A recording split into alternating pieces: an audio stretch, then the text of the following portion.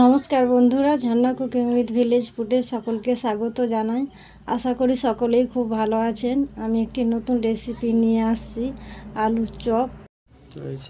এই রেসিপির জন্য নিয়েছি বেসন, আর আমি এখানে আলু সিদ্ধ করে নিয়েছি, আর আদা রসুন বাটা, আর এখানে গুঁড়ো মশলা করার জন্য নিয়েছি 3টে শুকনো লঙ্কা, গোটা জিরে আর গরম মশলা, পেঁয়াজ কুচি, হলুদ গুঁড়ো, লঙ্কা গুঁড়ো আর পরিমাণ মতো লবণ। বেসনের মধ্যে এবার পরিমাণ মতো লবণ দেব আর 1 চিমটে খাবার সোডা।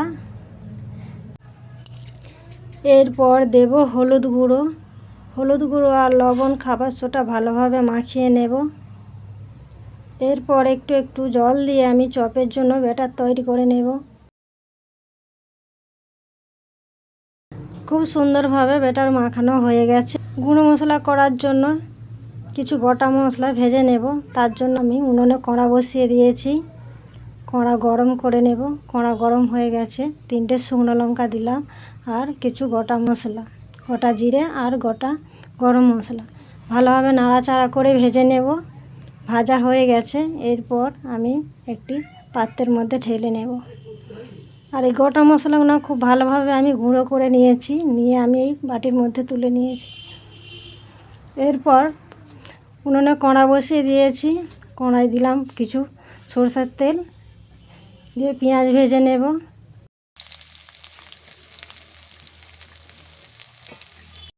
পেঁয়াজ ভালোভাবে নাড়াচাড়া করে ভেজে নিয়েছি। এরপর দেব আদা রসুন বাটা। আদা রসুনও ভালোভাবে পেঁয়াজের সাথে ভেজে নেব। আদা রসুনের কাঁচা গন্ধ চলে গেছে। এরপর দেব লঙ্কা গুঁড়ো, হলুদ গুঁড়ো আর পরিমাণ মতো লবণ, দিয়ে ভালোভাবে পেঁয়াজের সাথে কষে নেব। আর অল্প জল দিয়ে ভালোভাবে কষে নেব।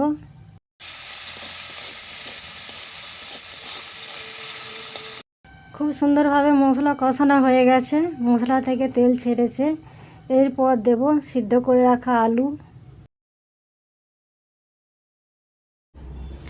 সব আলুগুলোই মশলার সাথে আমি দিয়ে দিলাম। এরপর গুঁড়ো করে রাখা মশলা দিলাম, দিয়ে ভালোভাবে খুন্তি দিয়ে নাড়াচাড়া করে কষে নেব। খুব সুন্দরভাবে আলু আমি কষে নিয়েছি। এরপর এই থালার মধ্যে তুলে নেব। সব আলু এই থালার মধ্যে তুলে নিয়েছি। এরপর চপ ভাজার জন্য আমি কড়া পরিষ্কার করে ধুয়ে উনানে বসিয়ে দিয়েছি। কড়া গরম করে নেব। কড়া গরম হয়ে গেছে। এরপর কড়ার মধ্যে দেব পরিমাণ মতো সাদা তেল। তেল গরম করে নেব। কষানো আলু ঠান্ডা হয়ে গেছে। এরপর হাতের আঙুল দিয়ে আমি গোল করে নেব। খুব সুন্দরভাবে গোল করে নিয়েছি। এরপর বেসনে ডুবিয়ে নেব।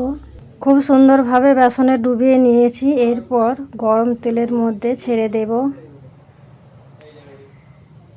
এইভাবে আমি পরপর আলু নিয়ে হাতের সাহায্যে গোল পাকিয়ে বেসনের মধ্যে ছেড়ে দিলাম। নিচের দিক হতে একটু সময় দেব। নিচের দিক হয়ে গেছে। এরপর উল্টে পাল্টে লাল করে ভেজে নেব। উল্টে পাল্টে লাল করে ভেজে নিয়েছি। এরপর তুলে নেব। তুলে এই থালার মধ্যে রেখে দেব। এই থালার মধ্যে তুলে রেখে দিলাম। এইভাবে আমি আবারও আলু নিয়ে একইভাবে আমি আলু গোল পাকিয়ে বেসনের মধ্যে ডুবিয়ে আবার তেলের মধ্যে ছেড়ে দিলাম। এইভাবে আমি সব চপ ভেজে নেব। নিচের দিকটা হতে একটু সময় দেব। নিচের দিক হয়ে গেছে। এরপর ওপর পিঠটা উল্টে দেব। উল্টে পাল্টে লাল করে ভেজে নেব। লাল করে ভাজা হয়ে গেছে। এরপর তুলে নেব। ভিডিওটি ভালো লাগলে লাইক করবেন, বন্ধুদের সঙ্গে শেয়ার করবেন। রেসিপিটি কেমন লাগলো কমেন্ট করে জানাবেন। নমস্কার।